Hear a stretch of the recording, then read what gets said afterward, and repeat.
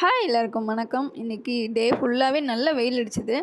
But night பார்த்திங்கன்னா அப்படியே டோட்டலாக கிளைமேட் சேஞ்ச் ஆகிடுச்சு. நல்ல காற்றடிச்சிது. வெளியில் போய் பார்த்தா பயங்கர காற்று, இடி, மின்னல் வேறு அடிச்சுது. ஆனால் மழை வந்து பெய்யலை.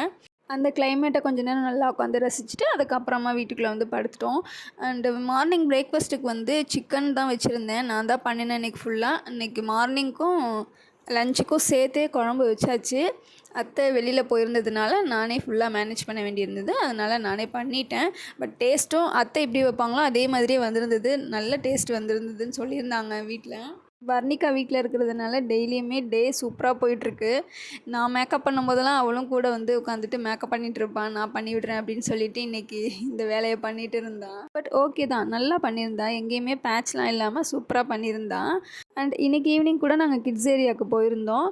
கிட்ஸ் ஏரியாவில் டைம் முடிஞ்சதுக்கப்புறம் மேலே ஹஸ்பண்ட் விளையாடுறதையும் போய் பார்த்துட்டு அதுக்கப்புறமா வீட்டுக்கு வந்தாச்சு.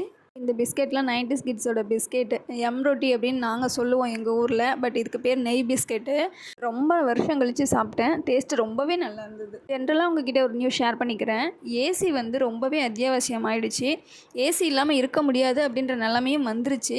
ஸோ அதை வந்து கொஞ்சம் கண்ட்ரோல் பண்ணிக்கிட்டால் நமக்கு நல்லது. ஏன்னா நம்மளோட பாடி கண்டிஷன் வந்து ஹீட்டையும் தாங்கணும், குளிரையும் தாங்கணும். அதுக்கேற்ற மாதிரி தான் நம்ம இருக்கணும். ஒன்று ஏசியில் மட்டுமே இருக்கிறது நல்லது கிடையாது.